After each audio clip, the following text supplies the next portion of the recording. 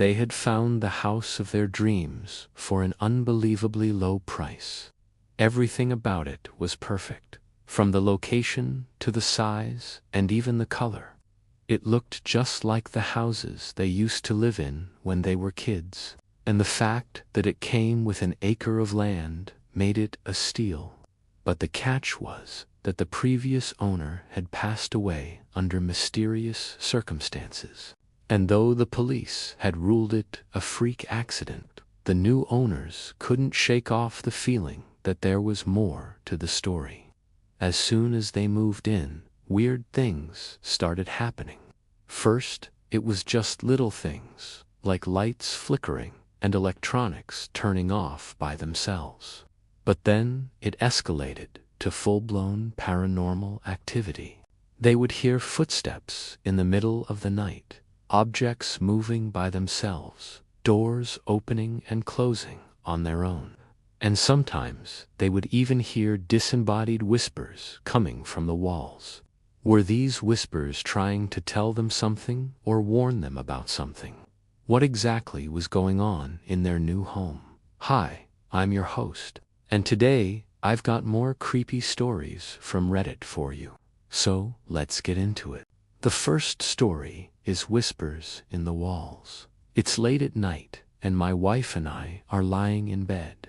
Our 1-year-old son is sleeping soundly in the next room. Suddenly, we both hear whispering coming from the wall. We assumed it was the neighbor next door. We don't know him very well, but we knew he liked to have his TV loud, and he often had people over who would also get loud. My wife and I looked at each other and laughed. "Your neighbor again," I mouthed. She shook her head. This time, she mouthed back, "I don't think so." I didn't believe her. We've been living in this house for 2 years, and the neighbor had always been noisy.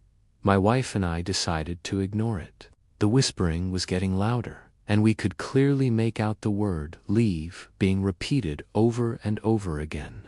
At this point, we were both sitting up in bed and listening intently. Then we heard heavy footsteps. They sounded like someone was walking on the roof. My wife and I looked at each other. What do we do now? We grabbed our phones to call the police, but then the sounds stopped. We waited for a few minutes, but nothing happened, so we went back to bed. It wasn't until our son was born that we really started hearing things. Noises in the walls, footsteps in the attic, rattling chains. My wife and I chalked it up to postpartum hormones. I stayed home with the baby while my wife went to work. When she left, the baby started crying. I tried everything to calm him down, but nothing worked. He just kept crying and wouldn't go to sleep. I thought maybe my wife packed his favorite blanket by accident. I called her and asked if she could bring it over. As soon as she arrived, the baby stopped crying and snuggled up to her. That's when it hit me. The baby can sense things we can't. Maybe this house isn't safe. My wife and I decided to move out. We put the house up for sale and waited for a buyer. It took almost a year, but eventually we found someone. On the day of the closing, we brought our son to see the new owners. As we were doing the walkthrough, I heard a voice. "You can't take him with you," it said. I looked around, but there was no one there. It was then I realized that the house was empty. We hadn't seen anyone enter or exit the house. My wife and I looked at each other. We had to get out of there fast. When we finally got home, my son was sound asleep in his crib. We changed his diaper and tucked him in for bed. As we were leaving the room, I heard a voice. "Don't leave him here. He's not safe here." My wife and I froze. We knew that we weren't hearing things anymore. It was real. And it was clear that whatever was haunting this house wanted us gone. We knew that we had to do something. So we called a priest. The priest came to the house and performed an exorcism. Afterward, things seemed to be better. Our son slept through the night, and we didn't hear any strange noises. But it wasn't long before it started again. This time, it was worse than before. We would hear footsteps in the middle of the night, objects moving by themselves, doors opening and closing on their own. And sometimes, we would even hear disembodied voices coming from the walls. One day, we decided to confront it. We gathered all of our strength and told whatever was haunting our house to leave us alone. It didn't work. Whatever was haunting our house only got angrier. Months went by and the house was still on the market. We were desperate. We had to sell the house, but no one wanted it. We were losing money every month, and we couldn't afford to keep it much longer. We lowered the price and finally found a buyer. But on the day of the closing, we had to sign some papers. I was reading through them when I heard a voice. "You can't do this. You're not allowed to sell this house." I looked up and saw a woman standing in front of me.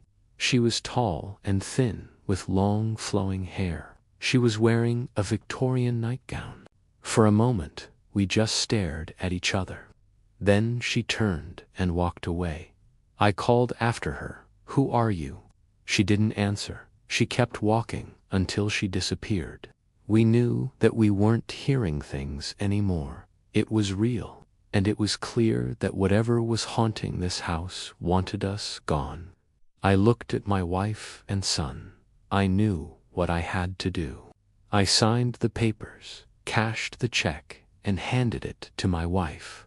"Take the baby and go," I said. "What?" she whispered. "Go," I said. "Just go."